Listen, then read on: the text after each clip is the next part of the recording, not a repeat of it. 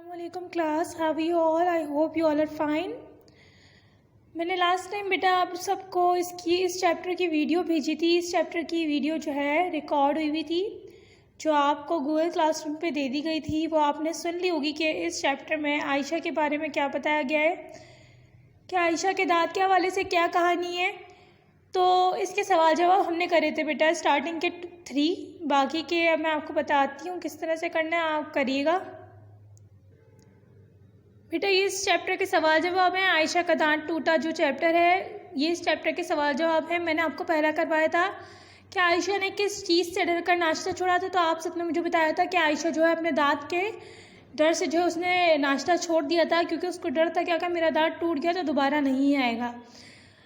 दूसरा भी करा दिया था कि इसे किस चीज़ का खौफ था। तीसरा भी करा दिया था बेटा आपको कि आयशा अपने दांत का हिलना कब भूल गई थी, जब उसामा भाई आइसक्रीम लेकर आए तो आयशा अपने दांत का हिलना भूल गई थी। चौथा सवाल अब आप लोग को करना है, वो किस तरह से करना है बेटा। इसमें बताया गया है क्या आपने कभी अपना दांत गिने हैं, गिन कर लिखिए कि कितने हैं और कितने टूट गए हैं। सही है बेटा, आपको बताना है कि आपके दांत कितने हैं, यानी कि आप अपने दांत गिनिए और लिखिए कि कितने अभी हैं और कितने टूट गए हैं। ये सवाल आप खुद लिखेंगे। क्वेश्चन नंबर 4 आप खुद लिखेंगे। क्वेश्चन नंबर 5 भी आप खुद लिखेंगे। क्वेश्चन नंबर 5 क्या है, क्या आप अपने दांत को साफ रखते हैं? अगर रखते हैं तो बोलिएगा जी हाँ, हम अपने दांत को साफ रखते हैं, और अगर नहीं रखते तो बोलेगा जी नहीं, हम अपने दांत को साफ नहीं रखते। लेकिन सबको दांत साफ रखने चाहिए। दांत साफ रखेंगे तो बेटा बीमारी नहीं होगी दांतों में, दांत साफ सुथरा रहेंगे, मुंह में से बदबू नहीं आएगी। तो हर किसी को दांत साफ रखने हैं। तो हर किसी को क्या जवाब लिखना है, जी हाँ हम दांत साफ रखते हैं। क्वेश्चन नंबर 6 जो है आपका, दांत साफ रखने के 2 फायदे लिखिए।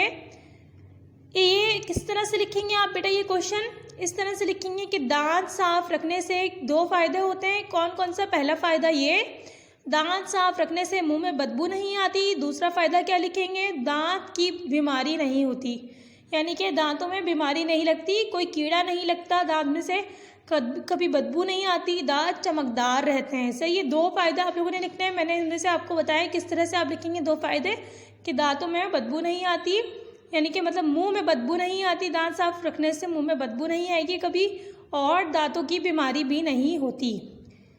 क्वेश्चन नंबर 7 है, दांतों की सफाई के बारे में कोई हदीस ढूंढ कर लिखिए। ये सवाल किस तरह से लिखेंगे बेटा आप क्वेश्चन नंबर 7, क्या हदीस लिखेंगे इसमें?